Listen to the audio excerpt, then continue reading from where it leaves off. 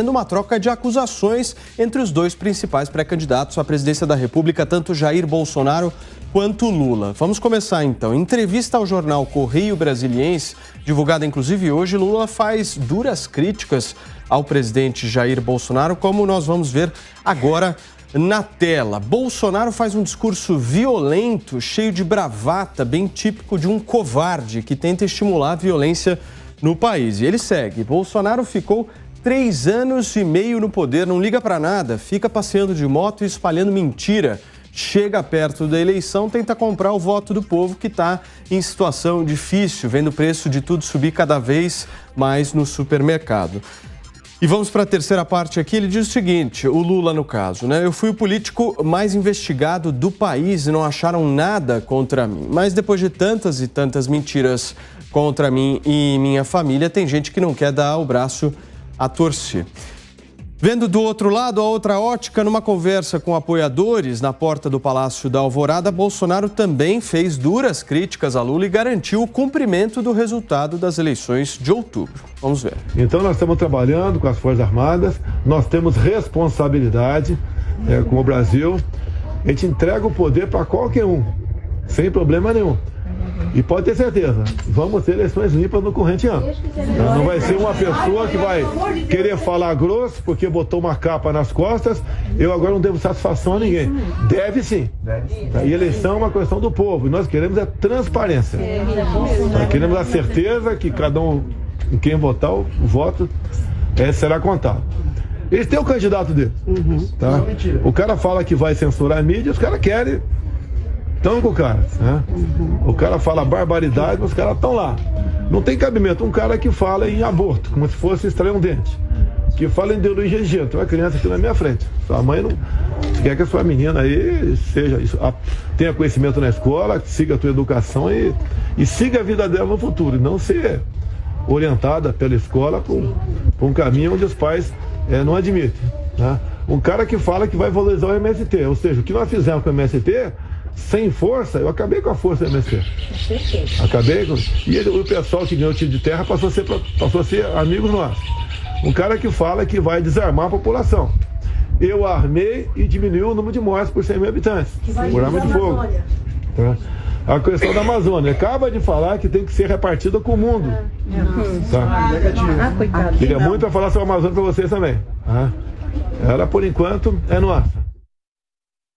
Muito bem, um trecho da fala de hoje do presidente da República no Palácio da Alvorada. E essa desavença, esse atrito entre Lula e Bolsonaro é inclusive o tema da nossa enquete de hoje, que eu vou abrir agora no portal da Jovem Pan News para você correr lá, votar, participar. No final do programa eu vou trazer para todos o resultado parcial. E a pergunta de hoje é justamente baseada nessa fala específica do pré-candidato Lula. Você concorda com o Lula, que considera o presidente da República um covarde? Bolsonaro, na sua avaliação, é um covarde? Jovempan.com.br, vota, participa. No final do programa, a gente verifica o que cada um de vocês pensa, certo?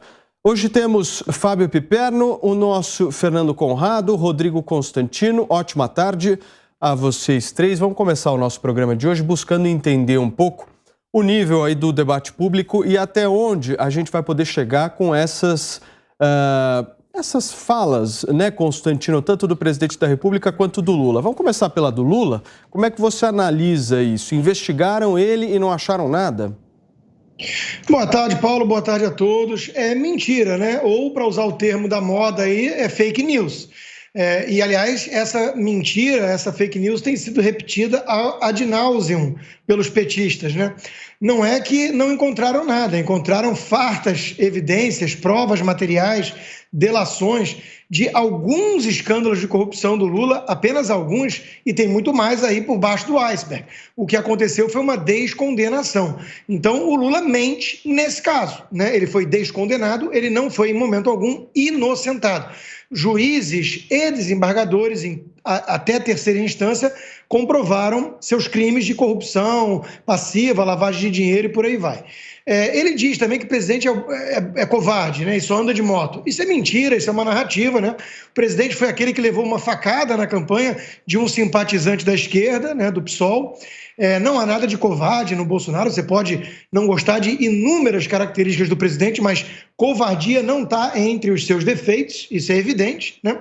Então, mais uma vez, a gente fica com a sensação de que o Lula faz aquilo que muita gente à esquerda costuma fazer: ligar uma metralhadora giratória diante de um espelho. Acuse os seus inimigos daquilo que você é, daquilo que você faz, né? Eu acho que nós estamos diante de um caso desses. Muito bem, Piperno, a sua análise sobre essas falas do presidente da República, sempre destacando a questão da liberdade, né? Você acha que isso vai ser pauta?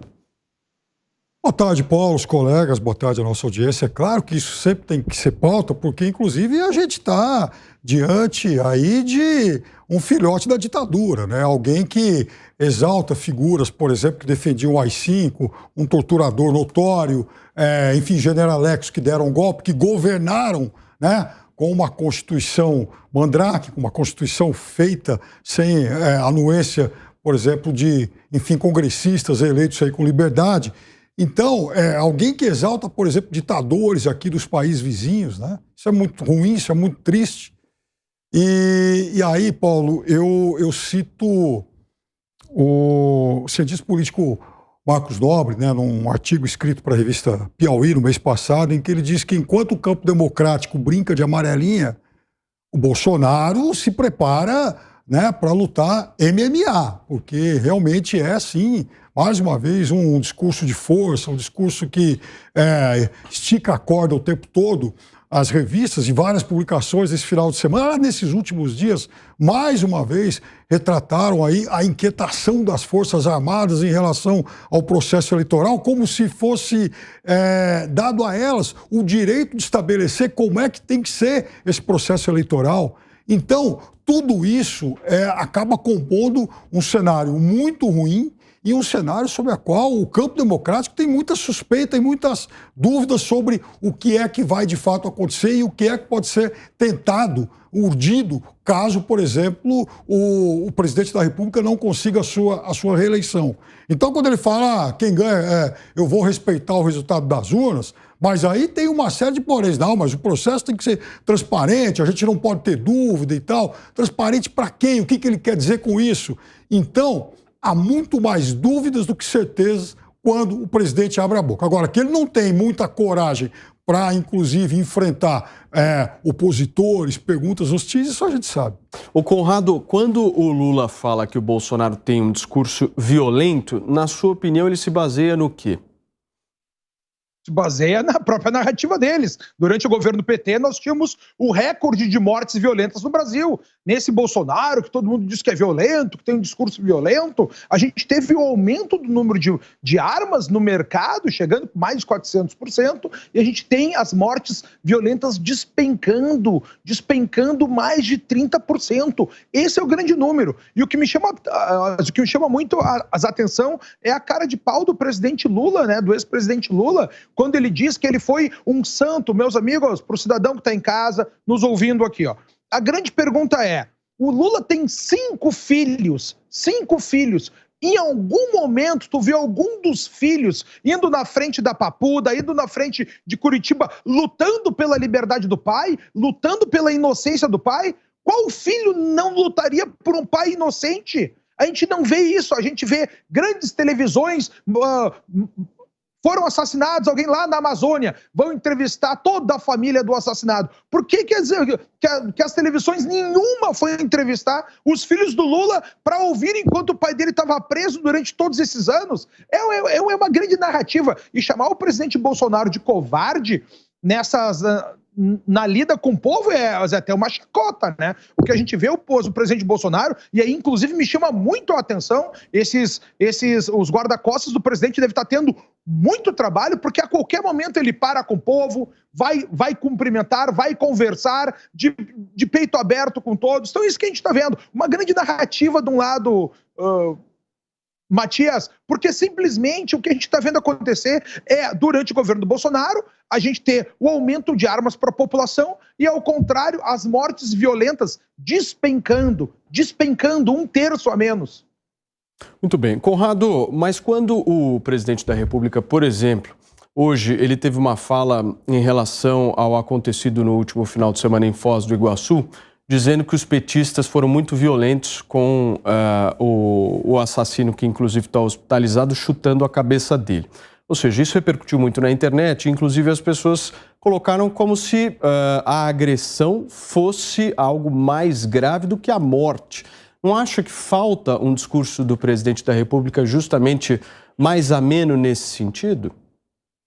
Mas tu não achou grave o pessoal pegar um cidadão que tomou tiros no chão e ser chutado a sua cabeça? Para mim é muito mais grave uma pessoa atirar na outra e a pessoa perder a vida do que uma agressão. Eu acredito que a morte ela esteja acima da agressão física. Pô, mas os dois são... Não tem uma equiparação em relação a isso. A morte está num ponto absolutamente divergente de uma agressão. Os dois atiraram. Houve uma troca de tiros. Os dois se atiraram em ti. E depois que o cidadão está no chão, morto já, esfacelado, vem mais 3 pessoas e pisam na cabeça dele. Olha só, senhores, é um horror o que aconteceu com aquilo ali. Claro. Uma barbárie para todos os lados, tomara que não se repita, uma briga de final de semana, e a gente está vendo aí pelas informações que vão chegando, mais vídeos, tudo vai ficando mais claro, né? Essa grande construção. Agora, eu também me choquei quando eu vejo um cidadão que já tomou alguns tiros na rua, né? Tomou uns tiros, sendo ele culpado ou não, ser agredido daquela forma ali, a mim também me chocou. E acredito todo mundo que viu o vídeo foi extremamente chocado por tudo. Deixa eu questionar vocês em relação a isso, porque o presidente da República é a maior autoridade do país. Ele fala com ênfase em relação à agressão promovida pelos petistas, mas ele dá menos destaque à morte. Isso não é ruim? Geral? A morte em relação ao caso do último final de semana. Meu ponto é justamente esse. Inclusive, ele foi o primeiro a falar, olha só, essas violências políticas, não quero do meu lado. Não quero alguém que pensa assim, não quero do meu lado. Ao contrário do que o próprio Lula já tinha dito, agradecendo aqueles que jogavam os seus opositores na frente de caminhão em movimento, né? E foi, bateu palma, agradeceu, falou obrigado, não sei como é que eu vou te pagar, que o pagamento em dinheiro não será o suficiente para vocês. O que ele está inflando? A quem que ele infla? Aos seus próprios opositores a tomar essas medidas além do normal. Isso é o que a gente está vendo. Então a gente tem do lado um presidente da República que se choca, mas ele se chocou pouco, tinha que se chocar mais. Naquela troca de tiros, eu acredito que já foi chocante por si mesmo, mas aquilo ali é o além, é o abuso, é o excesso punível, né? Então essas coisas que a gente tem que observar como um todo, ao menos essa é a minha visão. Consta, eu vi que você queria falar, por favor. Não, meu ponto é esse, Paulo. E além disso, eu fiz um primeiro comentário breve para falar da fala do ex-presidente Lula. Sobre a fala do ex-presidente Bolsonaro, eu acho que eu concordo e assino embaixo de tudo que foi mostrado, pelo menos aí, nesse trecho. Ele mostra, por exemplo, que de um lado tem alguém que deu armas ao cidadão correto, ao cidadão trabalhador, honesto, e colheu uma queda de mais de 20% em homicídios no país. O PT entregou o maior nível de homicídios, de taxa de homicídios da história. Agora já caiu bastante e as pessoas estão mais armadas, né? Ele falou também sobre a Amazônia, há uma clara diferença aqui. O Lula realmente disse que quer compartilhar da Amazônia com o resto do mundo, isso é uma visão globalista. O presidente defende a soberania nacional.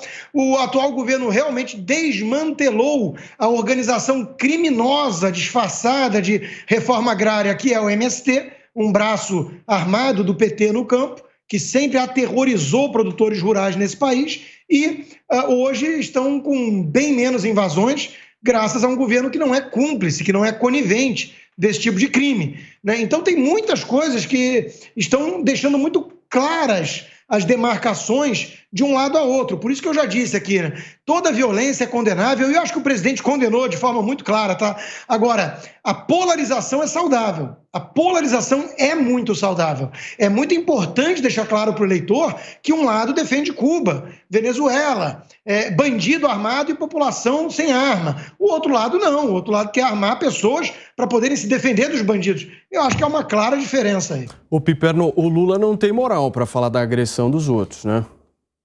Eu disse ontem aqui que o Lula foi muito mal ao defender o vereador Maninho. Agora, nada se compara ao assassinato. Houve um assassinato, todo mundo viu, o sujeito foi lá 2 vezes, entrou matando. E, aliás, Paulo, talvez a mãe do rapaz que matou, ela foi muito mais lúcida que o presidente da República. Até porque ela lamentou muito a polarização política e ela lamentou demais o que o filho dela fez. Até porque dói para uma mãe ver também o seu filho agora demonizado, porque ele aparece em rede nacional invadindo uma festa e atirando. Então, claro que para ela dói muito, provavelmente uma pessoa de bem. Mas ele não invadiu uma festa atirando, Piperno. Pois é, ele entra na festa atirando, sim senhor, ele entrou lá dando... Não, ele tá na rua, ele vê uma ameaça, ele começa a tirar da rua. Isso, e entra na festa atirando. E entra na festa atirando para onde ele foi... Todo mundo viu o mesmo vídeo, Piperno. Para onde ele foi 2 vezes. Ele foi lá 2 vezes. Mas ele não foi... Ele chega do carro. Ele fala alguma coisa, ele toma uma pedrada, Piperno. Ele foi lá 2 vezes. Piperno, tá todo mundo vendo todos os vídeos. Tu não pode falar uma coisa fora do vídeo. Tem um vídeo para as pessoas verem. Então, todo mundo viu que ele foi lá 2 vezes. 2 vezes. Vai lá, primeira vez, você viu discute. que tinha outra pessoa armada. A mulher do rapaz foi lá pegar uma arma. Olha, ela é policial. O rapaz entra atirando. Piperno, ele vai lá entregar a mulher dele, ele é recebido, ele deve falar alguma coisa ou não, desconheço o diálogo, não temos como ouvir. Alguém deu uma pedrada na cara dele. E ele não deu uma pedrada na cara dele, não foi na cara dele. Foi o negócio que passou lá por cima. Porque ele foi lá, provavelmente disse alguém atirou algo e ele sai atirando. Ele entra atirando. Ele não sai atirando, Piperno. Ou seja, agora vamos normalizar alguém invadir uma festa do outro e sair atirando. Mas o ponto é o seguinte, o que esse senhor foi fazer na festa? Exatamente, o que ele fez? Ele foi 2 vezes. Essa é a pergunta que a gente tem que discutir. Que a gente tem que ver. Até a informação que se tem é que a esposa dos 2 atiradores tinham conexões, eram amigos, inclusive era convidada na festa. Agora, essa é a informação que a gente... Eu chamo a atenção para o depoimento da mãe do rapaz, para a mãe do assassino. Então ela tem muito mais lucidez que o presidente da República, por exemplo, que em momento algum, por exemplo, ofereceu as condolências aos familiares, né? Ele, um dia depois, lamentou porque a esquerda já fez isso, como se só a esquerda tivesse feito isso no Brasil. Eu lembro ao presidente que, olha, tem muita gente da esquerda que já foi em cana, censurado, torturado, morto nas cadeias, né? Mas, pelo menos nos últimos 90 anos, para a gente não voltar tanto assim no tempo. Então, acho que o presidente precisa também mergulhar melhor na história em relação a isso. Agora, também não adianta o presidente ficar recuperando tudo que foi lá atrás e o lado dele tem as mãos muito mais manchadas de sangue para poder inventar uma narrativa para um crime que aconteceu anteontem e que ele tinha que ter lamentado. O grau de narrativa da esquerda é um negócio impressionante. Foram o quê? 400 comunistas que morreram ou desapareceram em 21 anos de regime militar. Morrem 70 mil pessoas por ano no governo do PT. Não morrem 70 mil pessoas, Constantino. Não morre. Não morrem 70 mil pessoas. E tem uma coisa. 68 mil. E não morre ninguém por ação política. E naquele tempo, além desses torturados mortos pelo Estado, né, pelos assassinos fardados, também tinha um crime comum. Se matava bastante. Agora, 400 pessoas em 21 anos. Num país de mais de 200 milhões. Eu diria para você que, então, oficialmente, né, segundo os números oficiais, isso aí, muita gente desaparecida, que você não tem notícia, muita gente que sumiu, e tem mais uma coisa, milhares e milhares de presos e torturados. Isso é normal. Como a esquerda, eu tiro meu chapéu e aplaudo uma coisa, nós estamos na Jovem Pan, discutindo essa baboseira. Quer dizer, é impressionante. Isso, exato, porque o irresponsável que está na presidência da República... É impressionante. Perfeito, Constantino, perfeito. Nós estamos aqui porque tudo porque o irresponsável que exerce poder, ele vai no passado para tentar justificar um crime que aconteceu domingo. Concordo do presidente mais do que deveriam. Assunto encerrado. Eu acho que nós conversamos a respeito disso e vocês já colocaram as posições de cada um aqui. Eu queria buscar entender um pouco em relação a justamente o que a gente tem para frente no cenário eleitoral. Nós estamos no dia 12, é isso? Hoje é dia 12 de julho. A eleição é dia 2 de outubro. Algumas notícias recentes, inclusive, deram que a campanha petista está extremamente apreensiva com o resultado da PEC, que tem aí a sua aprovação muito provável na Câmara dos Deputados Federais e que vai trazer todos aqueles auxílios que a gente já elencou aqui diversas vezes no programa. Eu quero um pouco de panorama político, afinal de contas a nossa audiência quer saber o que acontece no Brasil daqui para frente. Constantino. Então, realmente a esquerda está desesperada com essa PEC, né, chamando de compra de votos, de medida eleitoreira, esquecendo, ignorando que houve uma pandemia, uma reação insana à pandemia, capitaneada e defendida pela esquerda, fecha tudo, ninguém mais trabalha, e tinha um cara falando economia também é importante, era o Bolsonaro, e foi demonizado por isso, chamado de genocida, de insensível, economia fica para depois, né? E agora uma guerra que jogou o preço do combustível lá para cima. Então, são medidas emergenciais, necessárias, custeadas por recursos extraordinários para não criar uma bola de neve, né? Por isso vai até o final do ano. Não é porque só é eleitoreiro, é porque tem uma razão de ser, né? Tem uma situação que é atípica, conjuntural e receitas extraordinárias que conseguem distribuir recursos extras para a população trabalhadora. A esquerda gostaria de pegar isso e dar aumento para funcionarismo público, né? Então, é uma visão divergente de mundo. E isso está deixando realmente o Lula bastante incomodado. Ele gostaria de ter o monopólio das benesses estatais. Fala, Piperno, tem informação aí de bastidor? Primeiro que é óbvio que vai haver algum ganho eleitoral, sim, ao presidente da República. Eu disse isso desde sempre. Confiar que, de fato, agora o governo se tornou uma entidade generosa, isso é uma mentira, uma falácia, porque era um governo que lá atrás, quando a pandemia começou, foi um governo que propôs um auxílio emergencial de R$200. Esse auxílio foi a 600 porque houve uma intervenção, uma briga da oposição aliado a um pedaço do Centrão que ainda não tinha sido cooptado. Até porque naquele tempo também o presidente da Câmara era Rodrigo Maia, né? É bom que se diga. Então vamos buscar nos arquivos. O ministro Paulo Guedes queria dar R$200, o auxílio migalha. Então isso aumentou depois. Segundo, o governo de uma hora para outra fez brotar esse pacote todo, essa PEC toda. Não é porque houve só um surto a mais de inflação por conta da guerra e tudo mais. Porque ele tem visto várias pesquisas eleitorais que o mostravam empacado. O governo, há muito tempo, sabe que as suas chances, se não acontecer nada de muito diferente, são cada vez mais remotas. Agora ele se anima de novo. Terceiro, é uma mentira, eu já disse isso aqui 500 vezes, é uma mentira, repito, é uma mentira grosseira dizer que o Fique em Casa é obra da esquerda. Primeiro, isso foi abraçado mundialmente. Segundo, para a gente não sair aqui do Brasil, Ronaldo Caiado, por exemplo, médico, governador de Goiás, ao que se saiba, não é um homem de esquerda. Boris Johnson também, Romeu Zema, governador de Minas Gerais, aliado do presidente da República, ao que se sabe, não é também um homem de esquerda. Assim como o governador de Santa Catarina, o prefeito de Salvador, ACM Neto, e vários líderes de centro-direita, direita moderada. Tá fazendo campanha pro Bolsonaro, Piperno? Oi? Tá fazendo campanha pro Bolsonaro, tá dizendo que então não é só a esquerda contra a direita, é todo mundo contra o Bolsonaro, o único que foi são nessa história toda. Então, aí que tá o negócio. O pior não é isso. É alguém querer induzir o público de que só existe uma pessoa, um são nisso. O resto todo da direita, desses que eu citei agora, a esquerda, é todo mundo errado, todo mundo maluco, líderes mundiais, todo mundo. Só Bolsonaro, Bolsinho, Paz e Amor era o único correto nisso. Pro Conrado, uma pergunta rápida pro Piperno, Paulo, se me permite. Por favor. Hoje, com o que a gente conhece, você apoiaria esse lockdown insano que praticaram? Pergunta para mim? Sim. É. O lockdown? Naquele momento que não tinha vacina? É óbvio que sim. É óbvio que sim. Okay. Como, aliás, políticos do mundo todo, né, das mais variadas matizes ideológicas. Não, Ron DeSantis na Flórida, não. Muito bem.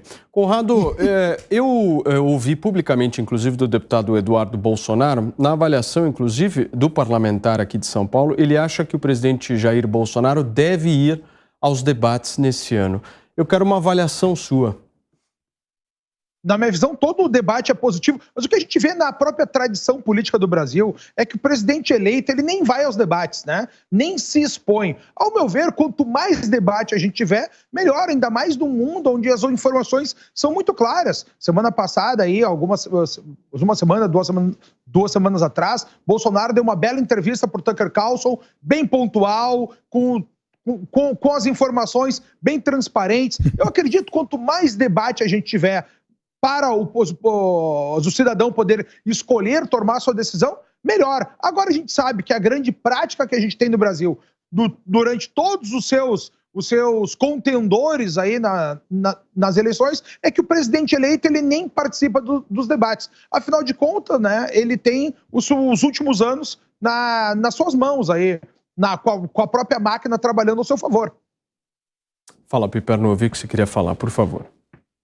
Eu acho que primeiro que não se deve confiar em candidato que não vai a debate. Eu estou falando isso aqui, hoje é dia 12 de julho, os debates ainda não se iniciaram, e eu vou lamentar muito se, por exemplo, o candidato em que eu vou votar não comparecer aos debates. Quem falta em debate é covarde, né? Quem falta em debate não merece seu voto. Segundo... Você votaria no site da Jovem Pan concordando com o Lula? Qual foi na nossa enquete hoje? Justamente se Bolsonaro é covarde. Não. Eu disse que quem inclusive, não for a debate... Aberta. Se quiser votar, Piperno, fica à vontade. É claro que eu voto. Quem não for a debate é covarde. E eu quero também dizer o seguinte, gostaria que todos esses políticos, principalmente os favoritos, os 4, 5 que têm mais preferência, segundo as pesquisas, eles atendessem também pedidos de entrevista de veículos que estão no campo oposto. Porque isso a gente não tem visto. É claro que, de vez em quando, a gente vê, por exemplo, aí o ex-presidente... Que bom que você está concordando que os veículos estão em campo oposto, né, Piperno? Então para com essa coisa de jornalismo imparcial. Não. Não coloque palavras na minha boca. Eu disse que há veículos... em campo oposto. Eu não disse quais, eu não disse quais são. Então é importante sim que eles falem mas que existem. Mais hostis. O ponto do Constantino é que existem, né? Por exemplo, o Lula falou com o Financial Times, que ao que me consta não é um jornal de esquerda. Tá aí a entrevista, né? Circulando pelo mundo. Ou agora virou de esquerda, Rodrigo Constantino? Tem mais um ponto só para a gente lembrar da nossa audiência. Lá em 2006, o Lula também não compareceu aos debates. Foi péssimo. Então vamos só deixar claro que é uma prática aqui só para lembrar as pessoas. Péssimo. Muito bem. Inclusive, os debates começam no início de agosto já. Enfim, a gente já vai ver. Faltam pouquíssimas semanas aí, 2, 3 semaninhas. Fala, Constantino. Meus 2 cents sobre isso. É óbvio que o Conrado tem razão, que o ideal, no mundo ideal, é isso. É debate, nunca fugir de debate e tudo mais. Acontecem 2 coisas na prática. Nós não acompanhamos, via de regra, debates. É um show de narrativas, de tentativa de massacre, de rótulos e blá, blá, blá. Né? O modelo, o formato, infelizmente, não ajuda muito, na minha opinião. E, sim, é verdade, quem é o incumbente disputando reeleição acaba sendo, obviamente, o foco de todos os ataques. Todo mundo precisa se colocar como o seu antípoda. Então, nesse sentido, há uma estratégia, muitas vezes, de marqueteiro, da campanha, de falar, você não tem nada a ganhar. Então, de novo, eu não acho o ideal, mas eu entendo quem escolhe não participar desse tipo de show, de espetáculo ou de circo, muitas vezes. Né? Porque não dá para imaginar que vai acontecer um debate sério com Lula cá entre nós. Fala, Piperno. Eu acho, repito, um covarde, né? Alguém que não tem respeito pelo eleitor, aquele cara que falta debate. Porque, veja, até a Dilma, que era uma péssima oradora, era uma péssima debatedora, foi em 2014. Muito Tenha bem, mais respeito pelo presidente que levou uma facada em campanha, Piperno. Não, eu estou dizendo para você o seguinte. Não, eu não disse. Olha, eu nem entrei na questão da ausência dele em 2018, Constantino. Você que está vestido a carapuça. Só estou dizendo que agora, se ele não for agora, é um covarde. Estou te falando que chamar Bolsonaro de covarde é forçar um pouquinho demais a barra. Não é não, de jeito nenhum. Fala, Conrado, por favor, para a gente fechar esse assunto. Vamos aguardar aí o que virá nas eleições, né? Tem já uma previsão dos debates começando já em agosto. Vamos ver o que vai acabar acontecendo por aí. Muito bem, vamos continuar. Agora, sempre bom lembrar que aquilo que eu disse.